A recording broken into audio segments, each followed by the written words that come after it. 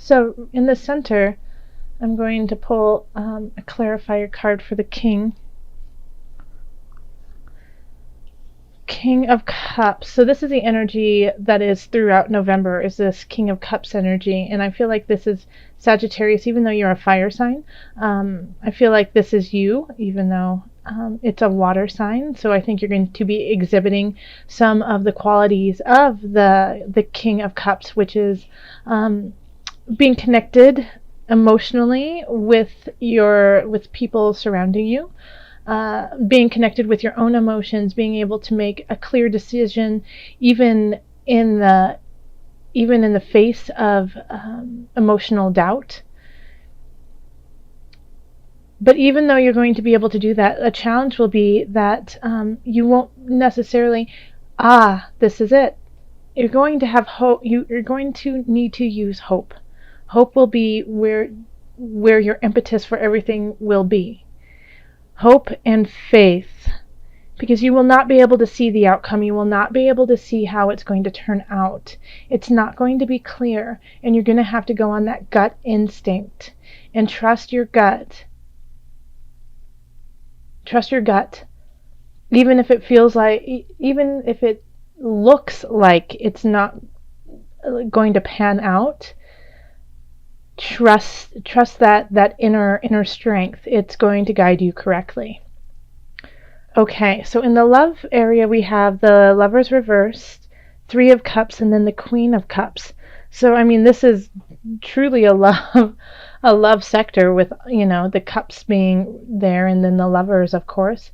But the lovers are in reverse, so I feel like you're going to be giving kind of a facade in a way that you want to break out of a relationship, that you want to break out of a contract, that you want to let something go, and you don't know necessarily how to do it. So you might be just ignoring the situation and going out and having fun with your friends. And instead of actually dealing with the situation head on, you are kind of slinking around the edges and being like, oh no, everything's fine, I'm good. And then you're going to satisfy yourself with going out with others, instead of actually taking care of the person that you love at home and treating them with the respect that they deserve, and saying, you know what, I don't feel comfortable in this relationship. I don't feel like this is where I want to be. And it just, at this point, Sagittarius, I feel like you feel like that's going to be harder to do than just ignoring the situation. But the truth is that you definitely need to deal with it head on, instead of doing what you're doing, and because it's making them feel bad what you're doing right now, because they can see it. They see you going out, they see you having fun, and it's not with them. And so they already understand that something is wrong, but it's up to you to let them know exactly what's going on. And it can also be in the reverse, that somebody's doing this to you. And if you're receiving this energy, then it's you have to act in both cases like the Queen of Cups. You have to arise and push through those emotions, even though it's difficult. So if somebody is not being honest with you, they're not necessarily doing anything negative towards you. They're just ignoring you, which in a way I think can be the worst of it all, because you never know. You're in the dark. If they are doing that to you, then rise up, my beautiful kings and queens, and face it on, and stand in your strength and say, you know what, this is not how I deal with relationships. This is not how I do relationships. And so I need you to be honest with me and let me know what's going on. If you're not feeling it, then I need to know, because I deserve more than that. And if you are not feeling the person that you're with, or the person you're dating, or somebody that you're interested in anymore, then, instead of just ghosting out, let them know, like, you know what, I think you're a wonderful human. I just can't be with you right now. That means so much more than just not returning their calls. In the family area, we have the Nine of Swords, the Fool, and then the Six of Discs. So something is worrying you. You're concerned in your family. So how I see it is, it could be you, but I think it's somebody in your family, and it could be also linked in love that, you are worried about your partner. But here we have the Fool. So I feel like you are worried about somebody's actions being um, foolish, not being thought out, not having a really good plan. And Sagittarius, you are like the most fun to be around. Like, you are the life of the party. People always want you to be around because you're funny, you're witty, and you have no problem meeting new people and dancing and having a joyous time. Like, you guys are really outgoing, and it's really fun for everyone around you. Um, but for some reason, you could be worried about somebody because they are overzealous about that, or doing it for the wrong reasons, not because they love to do it, but because they're ignoring their responsibilities, or trying to just douse some sorrow with this action. And I feel like it's you have the capacity to talk to them and be part of their life, and kind of school them in a way, like say, hey, listen, I understand what you're going through. I've been there too. I understand it completely. But this is, we need to shift this. This energy needs to shift. What you're doing is toxic for you and everyone around you. And I don't want to see that happen to you. Okay, and like, let them know that you're worried, you're up at night, you wake up in the middle of the night thinking about them and what's going on, and lend a hand. Lend a hand to that unfortunate person who's going through that, because it's very challenging, and sometimes all they need is to be acknowledged, and acknowledge that this is a tough time, and that they're not alone.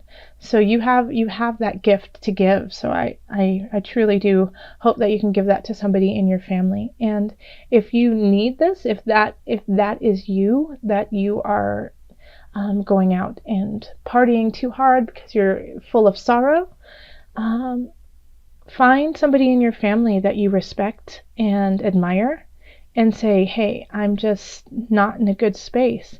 And they will be able to connect with you and, hold space for you. All right, so then in our career and work, we have Eight of Wands, Page of Swords in reverse, and then the Six of Swords. So some of you may be leaving your job. Some of you may be shifting in your job. I don't see it as necessarily you guys getting fired. I feel like it's just, you've been getting some different opportunities, you've been getting some different choices, and you've decided to take them. And some of you who are on the fence will definitely, who are teeter-tottering, like, should I stay in my job or should I go?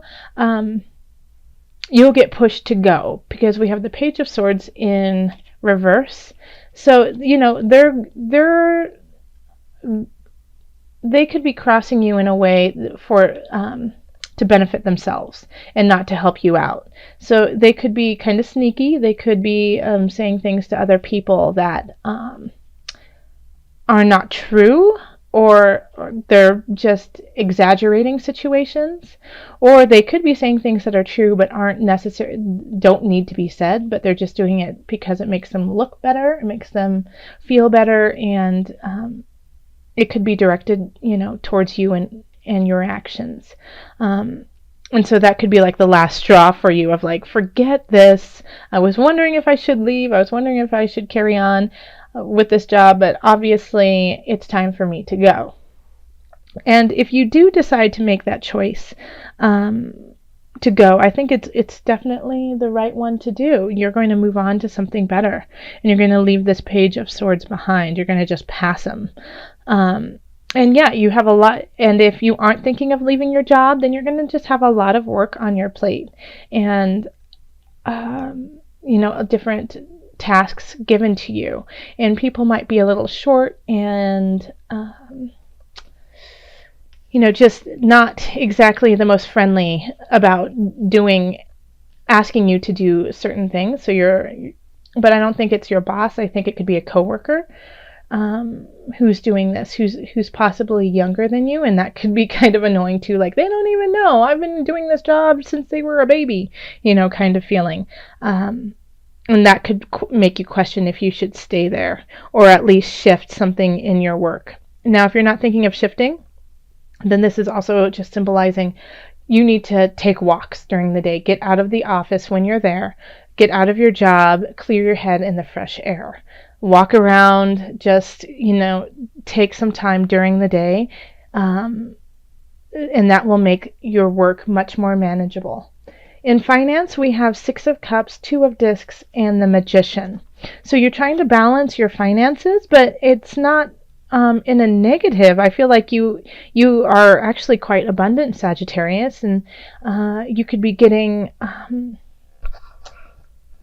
something from a family member. You could be getting an inheritance, and you don't really know what to do with it. Like you're like, oh, I didn't expect that. You could be getting a gift from someone, and it's completely out of the blue. You're just like, whoa, I had never, and it's perfect timing, for the winter and holiday season. And so I think that could be a big benefit for you. And so you could turn that into something very beneficial, but just be careful that you don't just lavishly spend it and be like, I'm gonna go to Peru or Milan or Paris or just somewhere extravagant. If you're just doing it on a whim, like I'm just gonna go there, I think this is kind of saying weigh it out, balance it out, see what is really worthwhile, and that'll raise you. Because we have the Magician, so it's like once again it's kind of a magical feel, and you have everything just at your fingertips that you can use.